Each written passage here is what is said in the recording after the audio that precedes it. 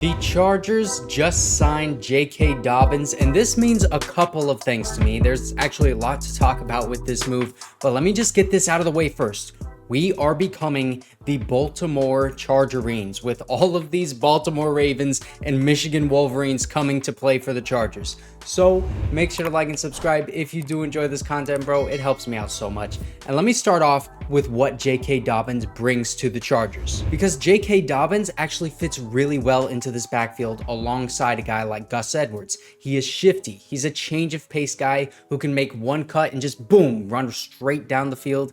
He's also smaller than Gus Edwards is, so he can squeeze through those holes in the offensive line that a bigger running back like Gus the Bus cannot get through. He's strong and he keeps churning his legs for extra yardage, but the best part of his game is his lateral agility. He is so quick moving from side to side, bro, and that sets up defenders to be in bad position, and he also sets himself up for cutback lanes and juke moves to make guys miss in the open field. It is a beautiful thing when this guy is healthy and moving like that. He has 47 missed tackles forced on only 266 attempts in the NFL. And he also has 41 runs that have gone for 10 or more yards, which means that's an explosive play. He rushed for 1,347 yards with 12 touchdowns in only 24 games played with the Ravens, but he also averaged 5.8 yards per attempt. That is more than Gus Edwards averaged. And we always talk about how efficient Gus Edwards is as a running back, always being able to get you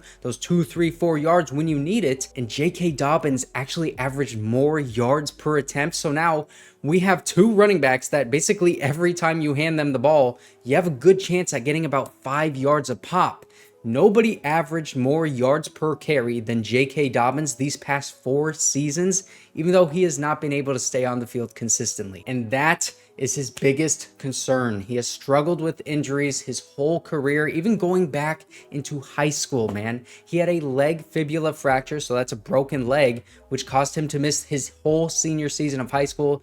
Then he tore his ACL and LCL, had a meniscus trim and a hamstring tear with the Ravens, and then missed the whole 2023 season with an Achilles injury in week 1. Those are some big and serious injuries. It's not just soft tissue stuff that Ben Herbert says he can prevent, because he also broke his leg. Every single one of those injuries he suffered have been major concerning injuries that if he just had like one of those injuries, you would be cautious. He has only played in 24 games through 4 seasons in the NFL, which means he's been able to play less than half the time, and he is a 25-year-old running back, so still young, not really young for a running back, but he is still young.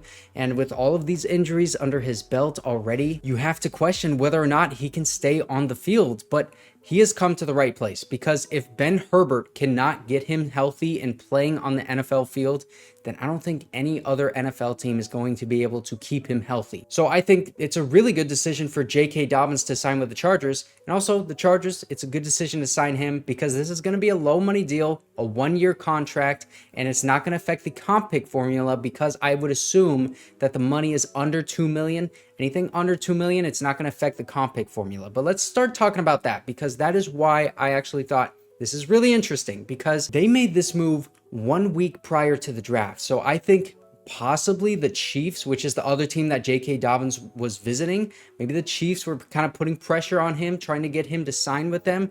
And then he told the Chargers, or his agent told the Chargers, and then the Chargers said, you know what? We're going to take a flyer on JK Dobbins, bring him back with Greg Roman. We already have Gus Edwards here in the backfield. Let's just reunite this pairing because it worked out really well in Baltimore. He already knows the terminology. He knows the system with Greg Roman, and with Jim Harbaugh and Ben Herbert. Let's have him in this culture, see if he can stay healthy.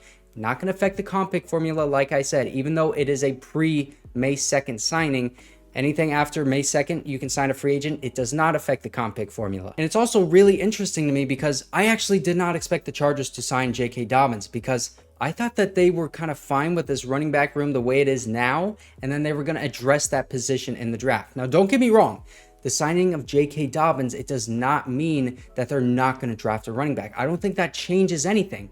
The thing that this does change is the guys that are currently on the roster. I'm looking at Isaiah Spiller specifically and Elijah Dotson. I mean, both of these guys couldn't really get onto the field. They were inactive a lot of the time last year. Isaiah Spiller, he was like, kind of in the doghouse. I don't know why he wasn't playing, and now it seems like he's on the outside looking in on this roster, and so is Elijah Dotson, because if JK Dobbins can stay healthy, he's obviously going to make this roster, because I think he is a better running back than those two when he is actually playing, and Gus Edwards is obviously going to make this roster as well, and I still expect the Chargers to address this position, maybe even with a big running back like Blake Corum in the draft, but certainly somebody in the draft on day 3, and then also in undrafted free agency as well.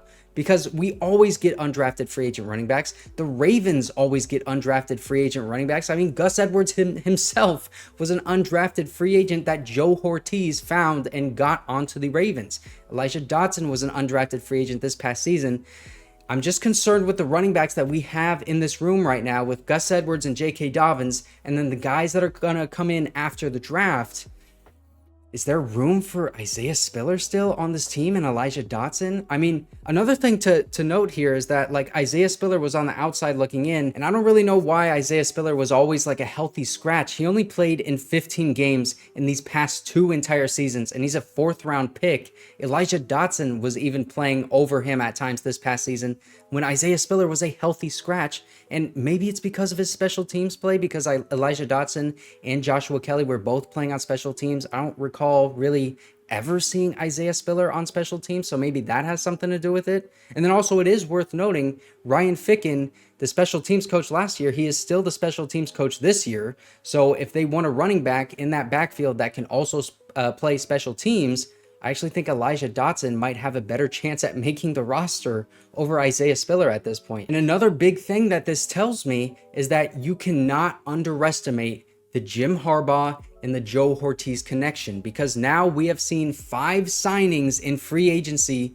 with connections from Michigan and the Ravens. So that means if we follow this trend into the draft, we're going to be drafting some Michigan guys, and probably a couple of them, which is, you know, fine by me, because there are a lot of good Michigan players this year. Thanks, Jim Harbaugh. In the 2nd round, I would say look for a guy like Junior Colson or Mike Sanders still. In the 3rd round, you could get a guy like Chris Jenkins or Roman Wilson. You know, I'm not going to go through every single Michigan player. There's a lot of really good ones, especially on defense. But my 2 biggest takeaways here are not actually J.K. Dobbins. It's the fact that this running back room is getting a little crowded, and I'm worried about Isaiah Spiller's future on this team, because I would like to see what we have in him before we just give up on him. And also number 2, this connection to the Ravens and the University of Michigan, it is very real. They want the guys that they are familiar with. So I hope J.K. Dobbins can come in and stay healthy. It's going to be very interesting to see how they address the running back position in the draft and also in undrafted free agency. I hope J.K. Dobbins can stay healthy, because then we would have a good problem to have in the backfield. We got a lot of good running backs. Who do you keep, right? And also, all of those Michigan players that I was talking about, keep an eye on them in the draft, because we are definitely going to be taking some of those guys. If you don't know a lot of them, I went over almost every single Michigan prospect in this video.